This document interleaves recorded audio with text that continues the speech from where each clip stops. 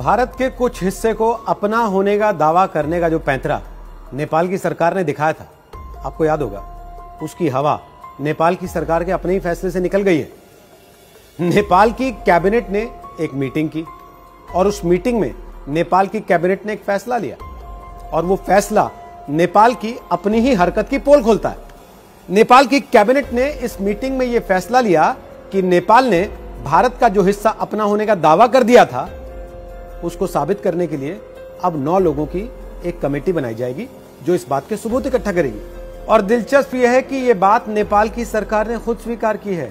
नेपाल सरकार के प्रवक्ता युवराज खतिवड़ा ने कैबिनेट की मीटिंग के बाद बाकायदे एक प्रेस ब्रीफिंग की। उस प्रेस ब्रीफिंग में उन्होंने अपने देश के पत्रकारों को यह जानकारी दी कि नेपाल की सरकार ने 9 लोगों की एक कमेटी बना दी है जो ये जांच करेगी कि भारत के जिन हिस्सों पर नेपाल ने दावा ठोक दिया है उसके सबूत भी नेपाल के पास हैं या नहीं है, और उन सबूतों को जुटाने का काम ये 9 लोगों की टीम करेगी। और नेपाल की जो आधिकारिक थिंक टैंक संस्था है उसका नाम है नीति अनुसंधान प्रतिष्ठान, उसके अध्यक्ष हैं डॉक्टर विष्णुराज उप्रेती। उनको इस कमेटी का कन्वीनर यानी कि संयोजक बनाया गया है और उनके साथ जो बाकी 8 लोग होंगे उसमें सीमा विशेषज्ञ हैं, उसमें भूगोल के जानकार हैं, उसमें अंतर्राष्ट्रीय कानून के जानकार हैं और पुरातत्वविद आदि लोग हैं जिनको रखा गया है। और इस सारी परिस्थिति में नेपाल के जो अपने कूटनीतिक जानकार हैं वो बेचारे हैरान हैं। वो सोच रहे हैं कि भला ऐसे कोई सरकार कैसे कर सकती है कि पहले आपने नक्शा सार्वजनिक कर दिया, उसके बाद आप देश की संसद में प्रस्ताव लेकर आए और फिर आप एक कमेटी बना रहे हैं कि चलिए इसके लिए सबूत तो जुटा लिए जाएं, जो दावा हम ठोक आए हैं उसको साबित कैसे करेंगे।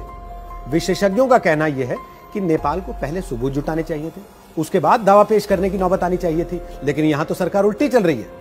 नेपाल सरकार के इस फैसले से एक बात तो तय हो गई कि नेपाल अब तक जमीन को लेकर या सीमा के आसपास के कुछ इलाकों को लेकर जो नक्शेबाजी कर रहा था उसका कोई सबूत उसके पास है नहीं। यानी कि जो सब कुछ अब तक हुआ, जितनी चर्चाएं अब तक छेड़ी गई, वो बिना किसी ठोस प्रमाण के चला दी गई। नेपाल की ओली सरकार अपनी इस हरकत के बाद कई सारे सवालों में घिर गई है। सबसे पहला और सीधा सवाल नेपाल के अपने लोग उठा रहे हैं कि जब आपके पास कोई दस्तावेज, कोई ठोस सबूत, कोई प्रमाण था नहीं तो आपने ये नक्शेबाजी शुरू क्यों की। दूसरा सवाल, बिना प्रमाण या दस्तावेज के नेपाल ने यह हरकत किसके उकसाने पर की। तीसरा सवाल इस मामले की टाइमिंग को लेकर है। क्या नेपाल ने जानबूझकर इस समय यह मामला किसी और को खुश करने और भारत को परेशान करने के लिए उठाया।